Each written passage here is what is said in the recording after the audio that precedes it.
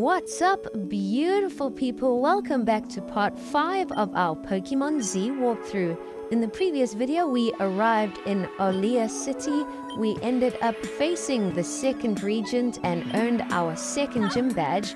We finished things off by getting an invitation from the professor to enter the Chateau. There's supposed to be a big event happening there with some important people, and she wants us to go and investigate and try and get some information. So we are kind of going on a spy mission. This should be a lot of fun, and the Chateau looks absolutely massive. So we've just entered and we've just bumped into Mirra again. I believe Mirra is a part of the royal family, if I'm not mistaken. And he tells us that he's looking forward to the performance today because we defeated the second regent, whose name is Chateau. And Chateau is going to put on a show today. He is a lover of the arts. So he has put on a performance, a theatrical performance that we're going to help him out with. So that should be interesting. And now we've entered the Chateau and we're going to explore some of the rooms. We've started on one side and we're going to work our way through. The first room is a library, and someone mentioned that there's a secret passage in here, but we weren't able to find it, so we'll continue on. It looks like the second exit has led to a balcony. There's a massive view here overlooking the outside area. We head over to the next room and it looks like there's just a big table here, maybe like a little office or dining area. We pick up a TM and collect a couple items and then head out. And now we go downstairs and see what are in some of the lower level floors. Here we have entered another room where there's a fireplace, but it's pretty much empty besides the one person cleaning there. So we decide to go outside to the area where the event is actually being held. There are loads of people about and a couple items for you to pick up around these plant hedges. But we finally catch up with Chateau, and it looks like the professor is talking to someone. And Chateau tells us that he is Lanto, the wealthiest man in the region. So Chateau really looks up to this guy. I don't know why. We do chat to him and we get some weird vibes off him. So I don't know if he's actually a good guy or a bad guy. We'll have to see how this unfolds. Apparently there are a lot of rumors that he might be a bit of a villain, but we'll have to make up our mind for ourselves. Here is a quick look at some of the Pokemon you can find in the wild areas here. So I did notice Feebas, which is a fan favorite. If you are a fan of Milotic, you might want to start doing some fishing here and see what you catch. We make our way around and pick up another alchemy page and an item or two. We do see Mirra here and chat to him, but he doesn't have all that much to say now. And it looks like there is a performance stage in the middle of the area, and there's also a seating that we've been invited to. So we go and sit down at the table, and it looks like the performance might be starting soon. We chat to Lanto and try and get some more information on him. It looks like Captain Merlot is also questioning him, because Lanto seems to know everything that's going on in the region. He seems to have his hands in everybody's pockets, so he is a resourceful man. I have a feeling that Lanto is going to be an important character in this game. I just hope that he turns out to be a good guy and not a villain. But now Chateau invites us onto the stage to start our performance. There is a beautiful tree on the stage and another person performing too. And 3 new actors have arrived and they are dressed up as the legendary Pokemon, Xerneas, Yveltal, and Zygarde. So we're actually going to have a battle now with one of the trainers that is a part of the performance. So hopefully the battle isn't too difficult because everybody is watching. It would be embarrassing if we lost. But luckily the trainer's only got 2 Pokemon, and the first Pokemon he sent out is Corvisquire. He has now swapped in a Fracture, but Fracture just one-shotted our Braixen. So we send out Haunter next, and hopefully Haunter can cause a bit of damage. We take a heavy blow and then hit Fracture with a poison attack. It did cause a lot of damage, but Fracture is hanging in there. We send out Drowsy to finish off Fracture, and we do it. So now we just have to finish off Corvusquire. Unfortunately, Drowsy gets knocked out, but we've still got half of our team left. We send out Slowpoke to finish off Corvusquire, and we've done it. We've defeated the challenger. The crowd has given us an applause, so they must be quite impressed with our performance.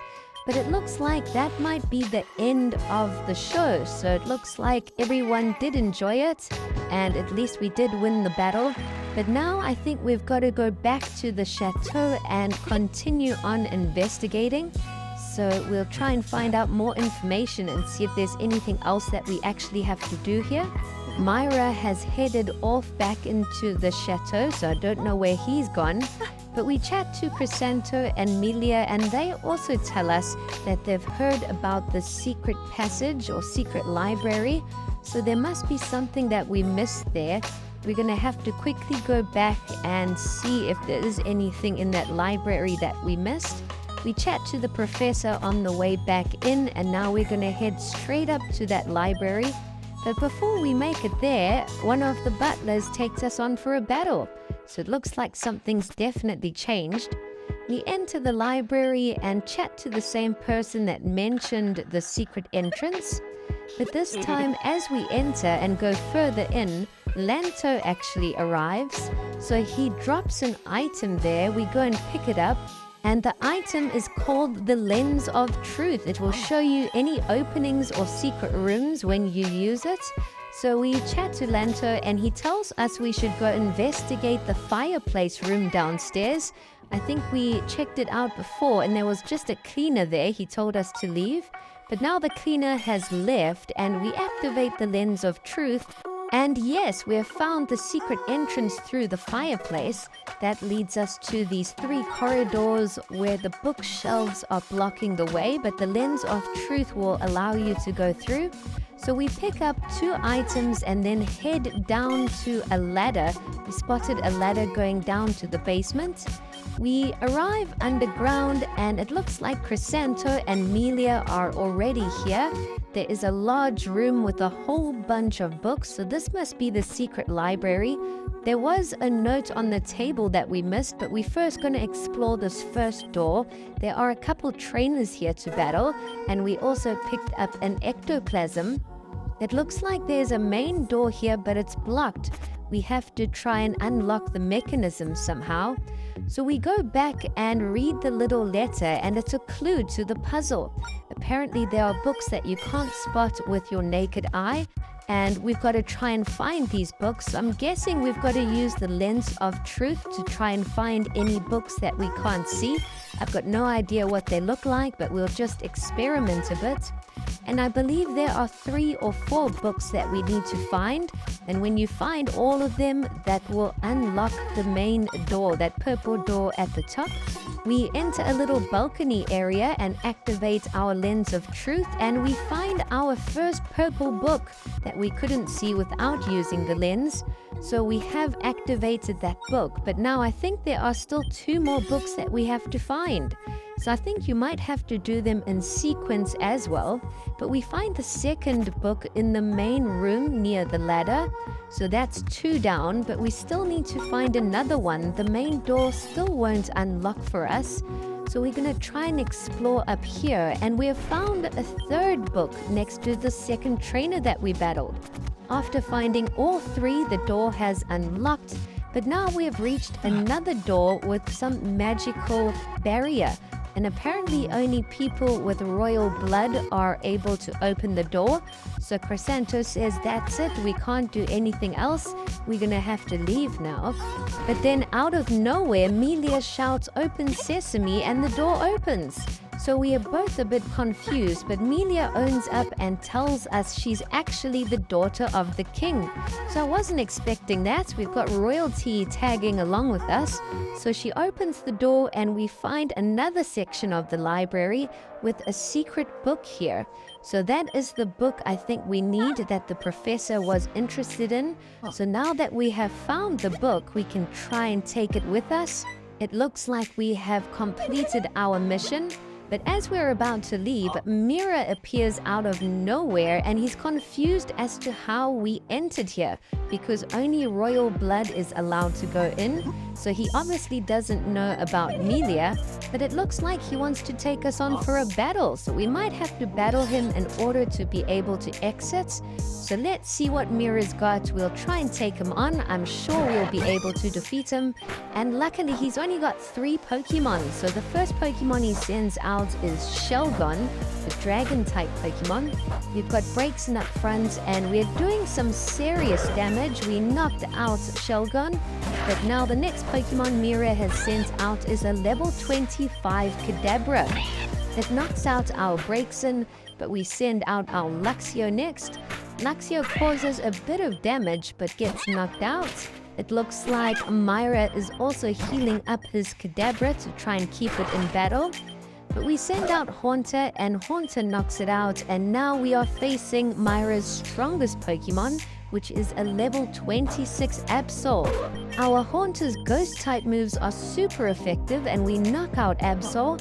So Ghastly and Haunter have helped us massively in this playthrough already, so I definitely recommend you catch a Ghost type early on. If you do get stuck, Ghost type Pokemon have helped us a lot.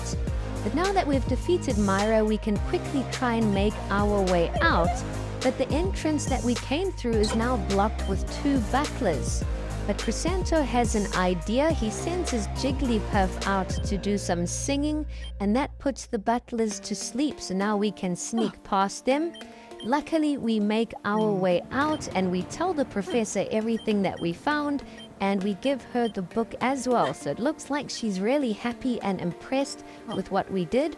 We also tell the professor about Mirra and her secret royal ties. So it looks like Mirra is the secret daughter of the king. So the story is steadily unfolding and it's getting really interesting. But after that, we chat a bit more, and then the professor gifts us a Pokeflute. And I think we're going to end off the episode here. Thanks for watching.